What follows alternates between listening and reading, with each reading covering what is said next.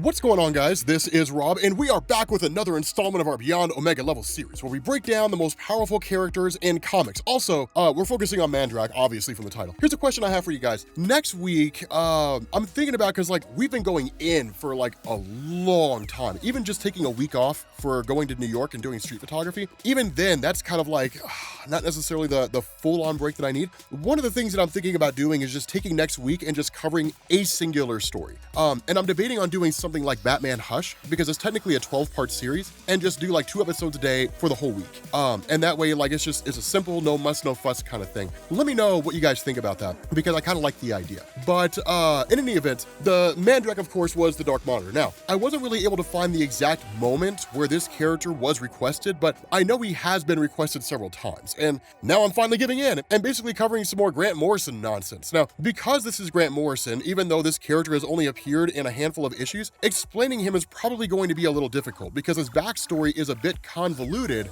but we're going to try and make it as easy to understand as possible. So, Mandrake was created by Grant Morrison and Doug Mahnke, and first appeared in Final Crisis Superman Beyond #1 in 2008. And the premise of Final Crisis is basically that there is a war between the New Gods and Darkseid's forces, and both Darkseid and Orion die. Now, Orion crash lands on Earth, and then, in kind of a cryptic way, tells this guy Dan Turpin, they did not die, he's in you all. Now, what he's referring to here is that when Darkseid supposedly died, what really happened is that his essence came to Earth, and it inhabited a human host, as did the essences of some of his servants on Apokolips. And so Darkseid's first host was a crime boss that went by the name Boss Darkseid, and then he switched to Dan Turpin's body, which he altered to look like his original body. But regardless, Darkseid's plan is to spread the anti-life equation to everybody on Earth, and thereby conquer the world. And so to do that, he needs to eliminate the biggest threats to his plan, and of course, that includes Superman. So he arranges for an explosion at the Daily Planet to mortally wound Lois Lane, forcing Superman to travel to the 31st century to find a way to save her. Now, Superman is offered this chance by Zillow Vala,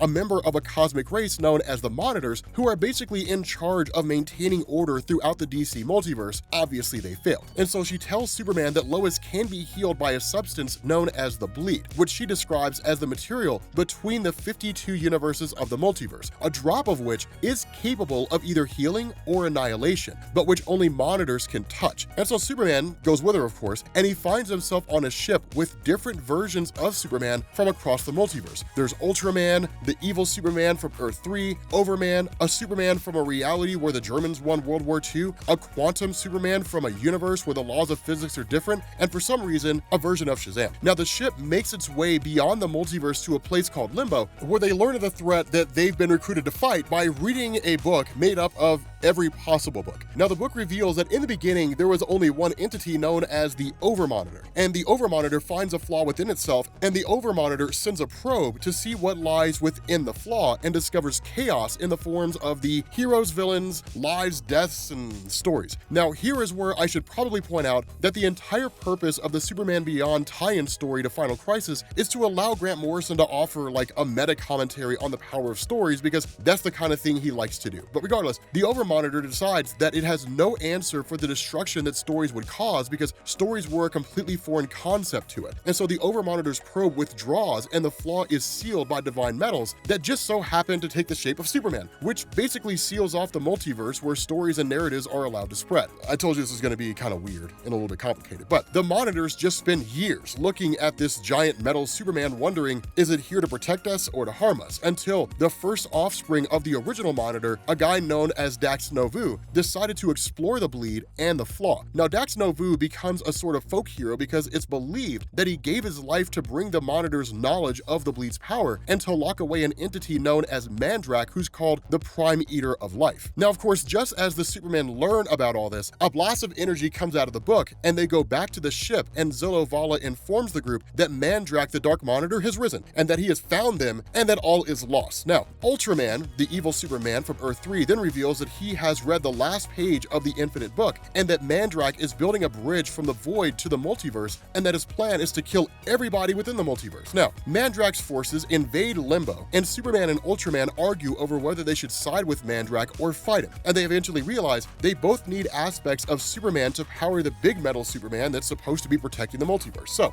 the Quantum Superman fuses Superman and Ultraman together, and the big metal Superman, which is called the Cosmic Armor Superman, which I do have a full video on if you want to watch it, basically wakes up. Now, Zilovala explains that this Cosmic Armor Superman, which she calls a thought robot, was the last great gift of Dax Novu and is said to be capable of adapting to meet any future threat and designed to save all existence against the ultimate enemy. And so the Superman robot is then confronted by Mandrakk, who's holding up a capsule filled with the bleed, which Superman needs in order to heal Lois, and then challenges him to come and take it from him. So, as they begin fighting, Mandrakk reveals that he is powered by the blood of 52 universes and the heat of 10 billion suns, indicating that he's already destroyed all of those universes. Now, as the battle between them goes on, Mandrakk grows increasingly stronger, and the thought robot increases in power to match him. And so as they fight, civilization and all of reality crumbles around them, and Superman finally discovers the true origin of Mandrakk, and that Dax Novu had not sacrificed himself to imprison Mandrakk, but that Mandrakk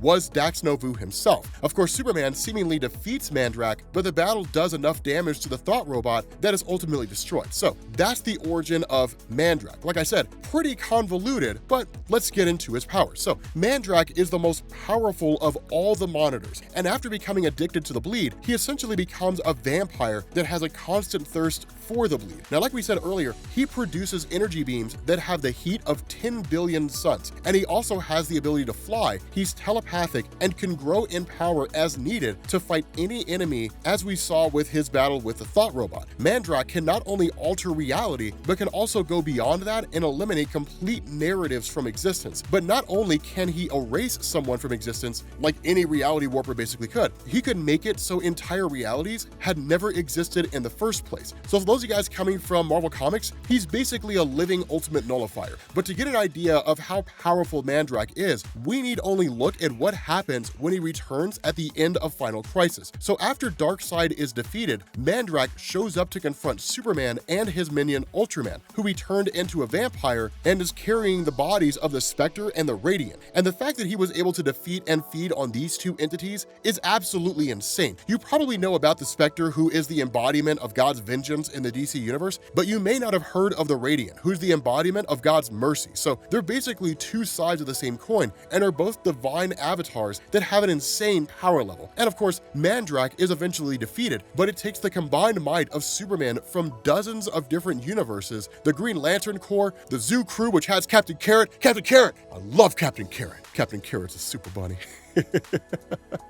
But it takes Captain Carrot, the Zoo Crew, which is basically an animal version of the Justice League, the Mandrakk's son, Nexuoten, another member of the Monitor race, all of them to take Mandrakk out. So the fact that it takes that much firepower to destroy Mandrakk lets us know that he is far, far beyond Omega level. And just as a bonus, right, just as like an aside, if you're wondering how it is that he's eventually defeated, it's because with him being a vampire, he has a stake made of green light from Hal Jordan's ring driven through his chest, which is admittedly a pretty badass way to die. But I think that's the simplest I can make Mandrakk. I mean, he's insanely powerful, but I doubt that we'll ever see him used again in DC Comics, right? I mean, I guess you can never truly rule it out, but I don't know. With that being said, guys, we're gonna bring this to an end. Thank you all for watching. As always, make sure you leave a comment down below on anybody you want to see that we have not done before, and I will catch you all later.